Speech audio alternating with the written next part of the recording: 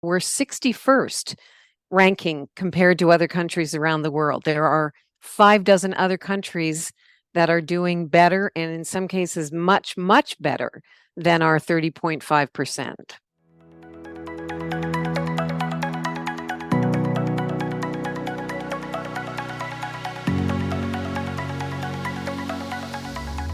Hey there, and welcome back to Your Source, connecting you to the stories behind Canada's education ecosystem. We're pleased to bring you a new episode, just in time for Gender Equality Week, with award-winning author, speaker, and advocate Shari Graydon. Shari founded and leads Informed Opinions, a charitable nonprofit amplifying women's voices. Previously, she was a newspaper columnist, TV producer, political press secretary, and seasonal lecturer in communications in BC. In this episode, Heidi Yetman, CTF FCE President, connects with Shari to discuss the Balance of Power campaign, the gender gap in Canada's politics and around the world, measures other countries are taking to ensure balance of power in politics, the importance and benefits of gender parity in politics, and much more. We hope you enjoy our conversation with Shari.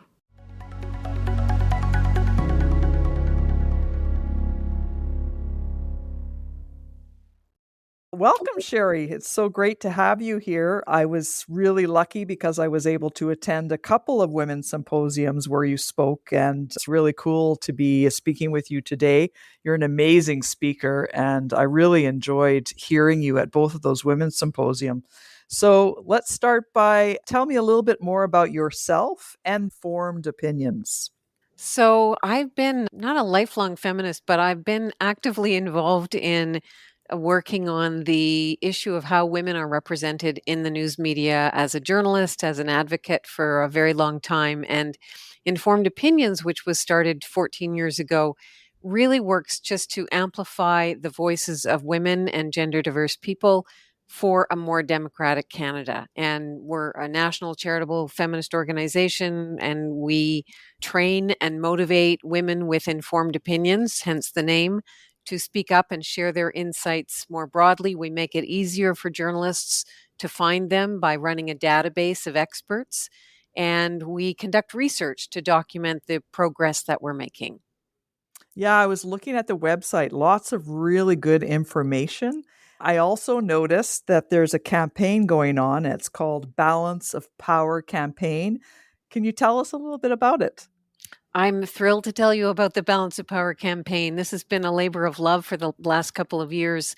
We have a gender gap tracker that monitors in real time the ratio of men versus women being quoted, because we're trying to determine, are we making progress? And when we did a deeper dive into that research, we discovered that the majority of men and women being quoted most often in Canadian media are elected officials.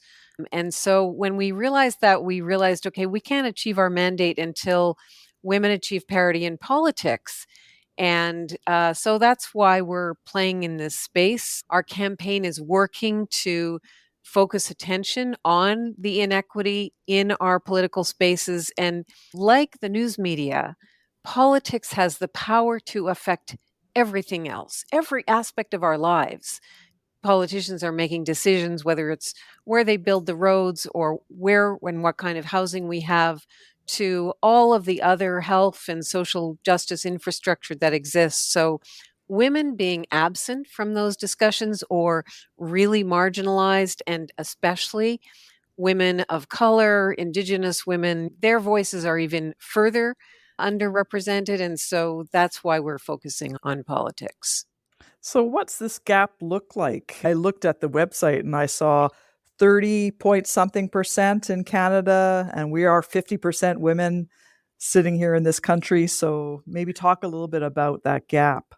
So, yeah, we're at 30.5% at the federal level, but from province to province, there's quite a big gap. So Newfoundland is 20%, Saskatchewan 20%, BC is 44, I think, and Quebec is 45, and Northwest Territories is actually 53% women. So there's a huge disparity. And our message in part is it shouldn't matter where you live, that you should be equitably represented. And when you think about it, women are half the talent pool. We are today as educated as men as capable of governing, of coming up with good policies. And our daily realities are so different still than men. I've been married to a lovely man for 30 years, but my reality is probably in some respects closer to yours, to a woman living in Nunavut in some respects than the lovely man I married. And we accept that representation is important. That's why Quebec has 22% of the population and 22% of the seats. Women are 50%. We deserve 50% of the seats. What about people that say, well, it should be about qualifications and the best person to get the job? What do you say to that? The short answer is look at who's in our elected houses, and you will find people who are not necessarily there on the basis of merit, who are not the best and brightest. I think that's one of the things that makes people cynical about politics, is seeing that people get there in part on the coattails of their leaders. And here's something that I found so interesting. When we looked at research from around the world on the introduction of quotas, because one of the reasons we're so far behind, and we can talk about that, many other countries are not at 30, they're at 50 or 49 or 48. And those countries that are doing so much better than we are, they have quotas in place. They have gender quotas. And the research in Sweden, for example, found that after the introduction of gender quotas that required parties to have as many women as men, the quality of the candidates who were elected actually went up. And the elected officials ended up having better qualifications, being better prepared for public life. And the researchers concluded that the reason for that was that quotas eliminated mediocre men. Mediocre men. I've heard that Yeah. before. I think that's great to hear, because a lot of people say, well, they should be qualified and it has nothing to do with gender, but I always disagree with them. I think the same thing is, if we can get women at the table, women have a tendency, and maybe you can confirm this, have a tendency to put in policy that is not only good for women and children, but good for everyone. Absolutely. That's what the research finds. And also, let me be clear that there are lots of really capable men. So this is not in any way a dismissal that women are better than men, but it's very clear that if you make parties run candidates of women and men, they don't get rid of the really highly qualified men. They take the people at the bottom of the list and they replace those with really highly qualified women. And here's another thing that I think is at play, and that is that women have to be asked multiple times often to run. One of the reasons for that is that we've been socialized to believe that if we don't have something to say, if we don't have something to add that's valuable, we're not going to engage. And so when a woman does engage, she's already had to overcome her internal barriers around, do I know enough to make a contribution? The imposter syndrome. Yeah. That's what I call that. Yeah. Yeah. Well, of course, here we are at the Canadian Teachers Federation, and basically there's 75% of teachers are women. And we're very happy here to have quotas on our executive. And we got those a few years ago at our annual general meeting. And I'm very happy to say that they're working very well. So why is it so fundamental to have more women at the table then? Like, how does that affect democracy? In so many ways, and we probably won't know all of them until we are at 50%. But, well, let me give you some concrete examples. Some of the research finds that women, again, partly a function of socialization. I'm not saying we're wired this way from birth, but we're more likely to collaborate across party lines. That's one of the things that has been found.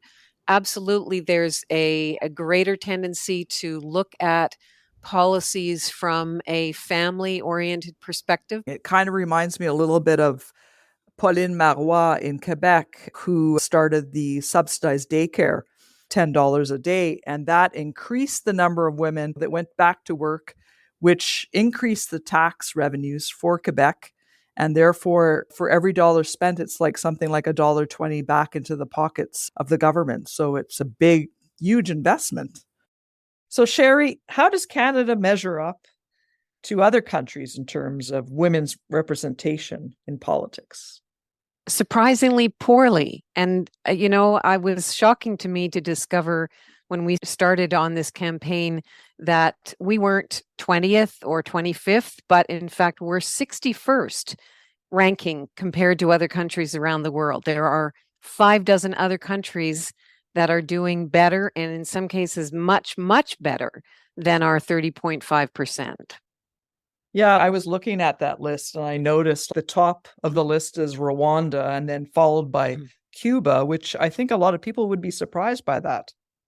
Many people are surprised, I was, to learn that many Central and South American countries are doing much, much better than we are.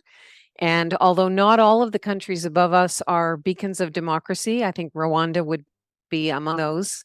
It is really clear the countries that are doing much better have been really deliberate about bringing in policies and measures that will guarantee women a minimum level of representation, because they recognize that representation is fundamental to democracy and women deserve to be there. Like New Zealand and Mexico, they're both countries that have a balanced parliament. So what are those countries doing to make sure that's happening? It's so interesting. So New Zealand, which used to have a first past the post system, much like our own, they got rid of that and replaced it with proportional representation in the 1990s. And that has supported them in achieving 4th position. In fact, almost all of the countries that are ahead of us are using a different form of electoral system than we have. So our first past the post system is one of the barriers to women achieving parity. And Mexico rewrote its constitution. And I say that with caution because I know nobody in Canada wants to reopen constitutional talks, but that's the level of engagement that other countries are making to ensure that there's a balance of power. Well, of course, being from the CTF FCE, I'm on the board of directors here. And obviously, we look at who's on the board of directors. And there's been some years where there have been more women. And we think, okay, we're there, we're done. And then a year later, all of these elections happen and we no longer are there at the table. So I guess we're constantly in this battle. And I think that's why policy is so important and regulations are so important. I couldn't agree more. At the provincial and federal level, it shouldn't be up to which party is in power, or it shouldn't be subject to the vagaries of one election versus another. We don't say, well, BC, we're not going to allow you to have as many seats in this parliament because your citizens voted differently. And I think that this is what has been recognized around the world. I remember seeing this photograph of the premiers across Canada in 2019. It was the summer of 2019 in Saskatchewan. And I was like shocked. It was 13 men dressed in suits. So we have a lot of work to do. We have 3 women now that are premiers, but we have a lot of work to do for sure. We had 6 women premiers at one time, at one very brief moment. And the other thing that I think that raises is that leadership is important, but just because you have a woman premier doesn't mean that women are effectively represented across the legislature. Here in Alberta, for example, we were at 32% in the provincial legislature. We just had an election. Now we're up to 38%. There were 2 women leaders. The premier and the leader of the opposition were both women, but the composition of their candidates and caucuses was really different. And so the reason we went up was not because of the government that we elected. It was because there was a good complement from the opposition party, and the opposition's candidates were 50% women. So leadership matters, but policy matters even more. Absolutely. So what can we do to support this incredible work that you're doing? Well, listeners can visit the Balance of Power website. We have lots of interesting resources and research on there. We have a sign-up form that allows you to be updated when we launch new initiatives. And we're actively encouraging people to get engaged in a concrete way by writing their MLA or their MP, by buttonholing politicians and parties and saying, what is it that you're doing? This is what we know. Sharing the information and the research that is available on the website to encourage decision makers, because we know that politicians and parties have the ability to make a difference. So before we wrap up, are there any last thoughts? Anything that you would like to add? Yeah, I think it's really just so valuable to remind us that the way change happens, it doesn't just happen. Women make change happen for women. When you think about the last 100 years, the only reason we got the vote was because women marched in the streets and demanded it. The only way we got maternity leave was because women demanded it. The way we got sexual assault laws, the way we got childcare, the child tax credit, those were all initiatives that women demanded. And if we're not at those tables making those decisions and we don't have equal voice, we're not likely to get the policies that benefit us most profoundly. Well, thank you so much, Shari, on behalf of CTF. Thank you for speaking with me. And thank you for the work that you do to amplify the voices of women. It's super important work. So thank you so much. It's my pleasure, and it's always my pleasure to collaborate with the Canadian Teachers Federation. Thank you. Thank you for joining us for this episode with Shari Graydon. To learn more about the Balance of Power campaign and how you can get involved, check out the show notes for links to resources mentioned by Shari, including the Balance of Power website, additional resources such as an interactive map that illustrates the gender disparity across Canada, a backgrounder, and a template letter to send to your MP to advocate for greater gender balance in politics. Thank you for tuning in to Your Source.